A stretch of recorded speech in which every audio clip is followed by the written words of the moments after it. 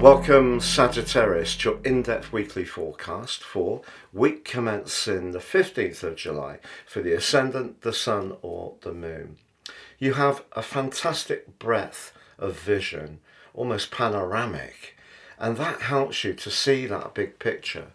But in recent years you've been asked to grapple with the detail of things, routines, work, structures where you need to be obligated, but also your home and emotional situation.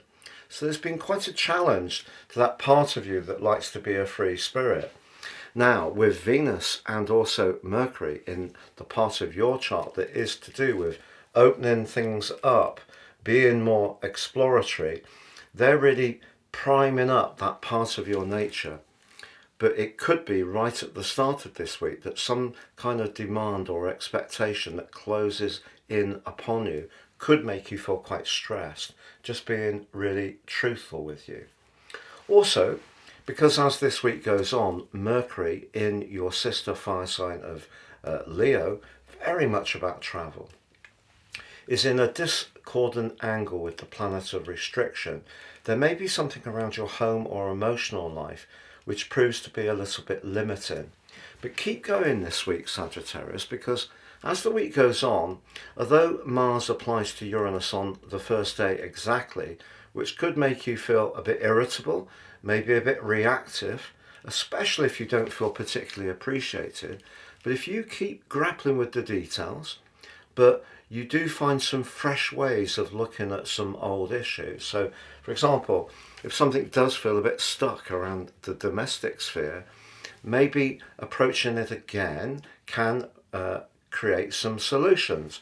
Also, if you are trying to work with your resources, you could be very smart this week, very astute in squeezing a bit more out of whatever you've got, whether it's savings, investments, pensions, shares, these kind of things. Or if you're an entrepreneurial type of person, creating a service which is really of help to other people could actually really prove to be lucky, because your ruling planet Jupiter continues in your sector of relating but forges a divine link to Venus in the back end of this week.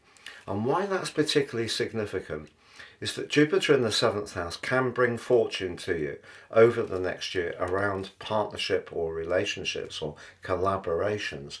But the link with Venus, the two planets of fortune collaborating, can be truly lucky. So it may be that however much something irritates you at the start of this week, if you can still try to find the commonalities between you and someone else, you can create something good to come from it. But equally, you could have that first date, which really could feel very, very exciting. Now, Sunday does see the second successive full moon in the sign of Capricorn. When the first one occurred a month ago, I feel it asked some searching questions about the ins and outs in terms of your budget.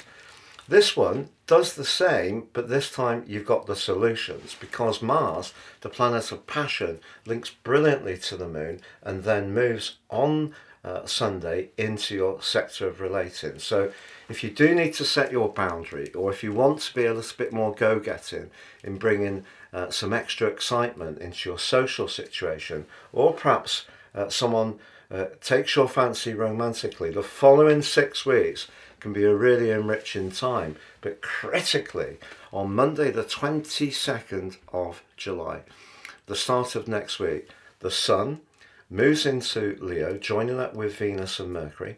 It's your sister fire sign, so there's a commonality with your fire triplicity. But equally, the Sun forges a stunning link to Mars. So as much as there may be some gripes and irritations and frustrations and even migraines at the start of this week, the outcome can see you in a much better place, but also forging ahead, but critically through some very exciting alliances. Have a great week. Thanks for joining me. If you've yet to subscribe, please do so now.